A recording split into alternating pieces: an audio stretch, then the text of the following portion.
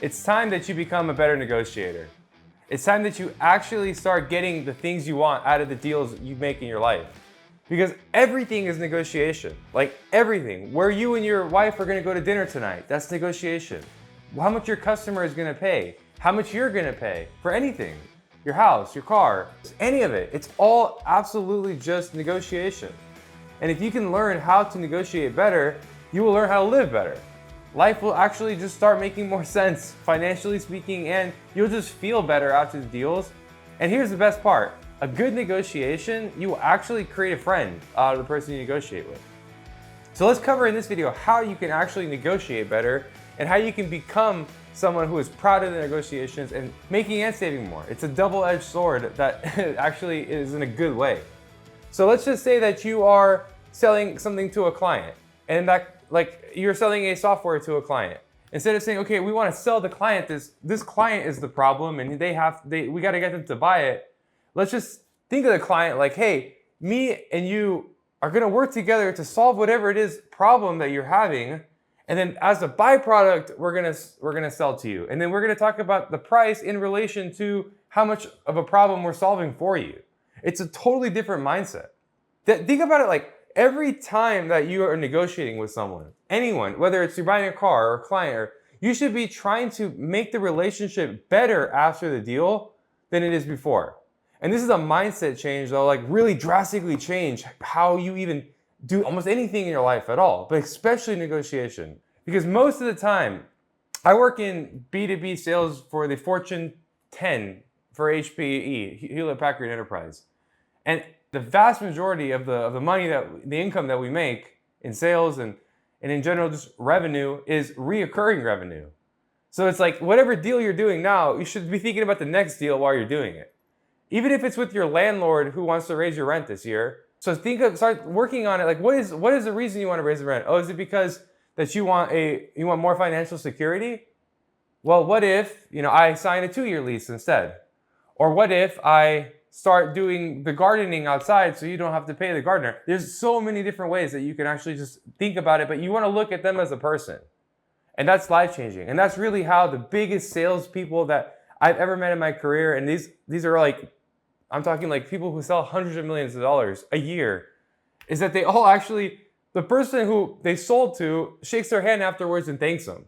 Or the person that they bought from shakes their hands afterwards and thanks them, like, even if they really lowered the price or they really came to some sort of agreement.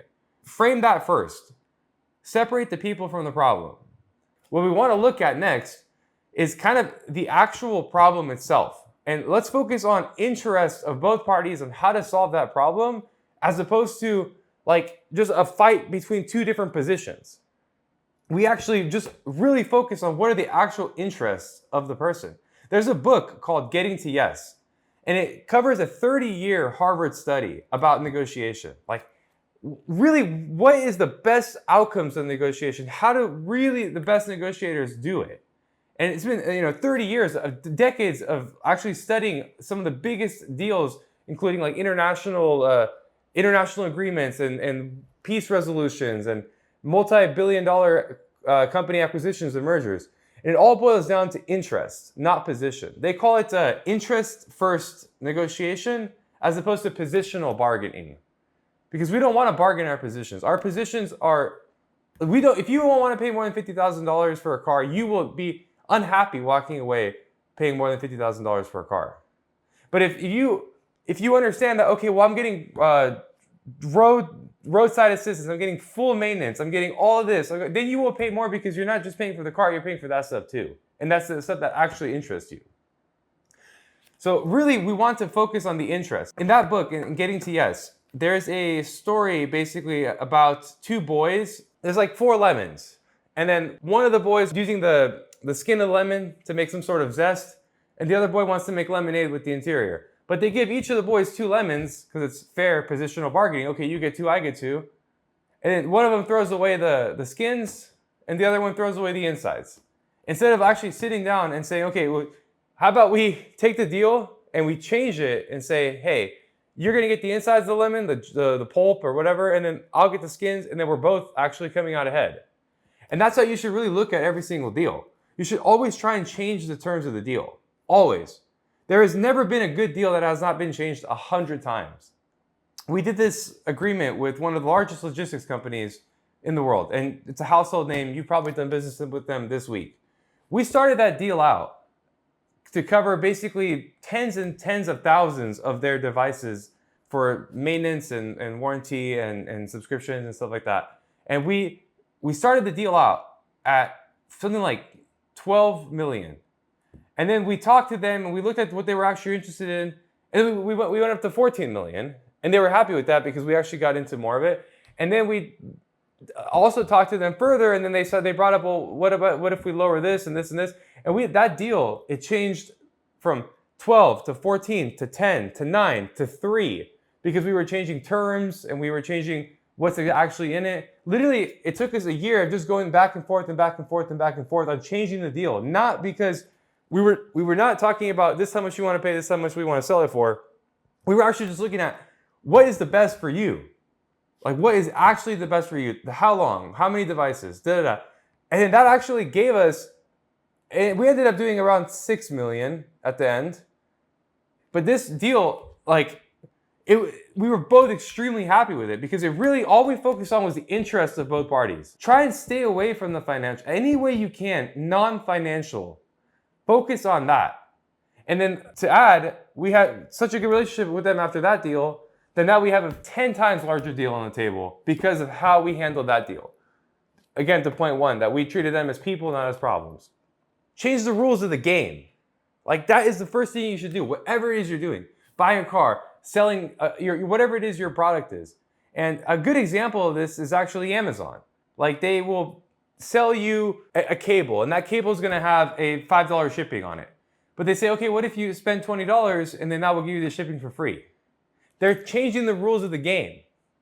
And this is very commonplace. It's also, when you go to a store and you maybe buy more clothes, or you are buying with a gift card, and now they're always trying to change the rules of the game because that is the best way to actually get a more favorable deal for you and for them. So never really look at a negotiation or a deal at the very face of it without looking at least 30% of your energy at just changing the deal. Think about it in any way you can and focus on the interests of the parties. Ask them. Just say, hey, I know that this is what it is, but is there anything that is really important to you in this one? Is there anything that is really kind of the main crux of all this? And we can maybe even cut out all of the other stuff and really just focus on what it is you're actually buying this for. And they'll say, okay, yeah, actually the main reason I'm doing this is because I really just want to have the advanced replacement. In case I have any problems, I really just want to, that's the main reason I'm doing it, is for advanced replacement. Okay, if that's the main reason, then why don't we cut out this other stuff and then put advanced replacement on everything?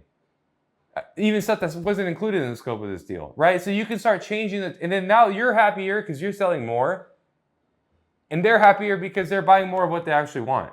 And the same way the other way around. If you're renting an apartment and say, hey, I have the cash. What if I pay you 6 months in advance? And then that way we can go a little bit lower on the rent because you already have it all in your pocket. And it's pre-inflation and whatever. So always be changing the rules. Change the rules of the game. That's how they say there's only 3 ways to win. Be first, be smart, or cheat. We don't want to cheat. And we'd like to be first. So bring it up right away first. And the second one is be smart. Be very smart on these things. Think about it as you're doing it. And think about any way you can change the rules of the game. It's not chess where the rules are made and fixed. Games are fun to watch because you only have a strict rule set. A negotiation is a flexible thing. And if you treat it as a fixed rule set, both people are going to be unhappy. You're never really going to get those huge, amazing deals. And you're never really going to get that almost bravado of, whoa, look at this deal that we actually made. Talk to anyone that you know that's made large deals. They've always changed the rules of the game. This is incredibly important for your whole life, pretty much. There's this terminology called BATNA, B-A-T-N-A, Best Alternative to Negotiated Agreement. Basically, if this current situation or deal or relationship or anything goes south and just disappears, what is my best alternative? once you understand, like, what's your best alternative to whatever the situation is, that will actually give you so much power in the current situation, in the negotiation, in the talks. So let's say that you have 3 job offers, all of them for $100,000, and now you're negotiating with one of them, and you say, hey, I would actually like $120,000. And they say, oh, well, sorry, sir, or ma'am, our policy is for this job, we do this pay range, da da da. Now you can say, well, actually, because of my exceptional skill in this, and because of the ways that I would actually help your business, I really need that $120,000, or I cannot take the offer. Because you're coming in strong. You know you have another 2 offers for $100,000 anyway. So even if you don't get this job, you know you got the other 2 on lock. So it's like, you always understand your best alternative. If you don't have any other options, so you have to understand not only like what is your best alternative, but really define it and work on building that while you're currently doing the negotiation here. So understand it and try and improve it at the same time. Because let's say that you are negotiating for that job for $120,000 that you want. They offered 100, you're offered 120. Work on the other jobs and try and get them also higher. And then let's say you get or keep applying, because let's say that you get another offer for 120 or 130 at a different company. Now you're going to be in an even better position to ask for 120 here, and you can even show them that offer. It's all about having a best alternative. If you don't have a best alternative, you basically are stuck in a position where you got to take what you can get. If you're living in an apartment and your landlord raises your rent, and you look around and you say, okay, well, actually all of these apartments of similar size and location are renting for $200-300 less than what you're asking, I cannot pay you more because look at all these other options I have. Always understand your BATNA and really work on it, because that's what actually gives you power. You want power in negotiation, and that is what gives you power. If this video helped you out, check out one of the other videos. See you next time.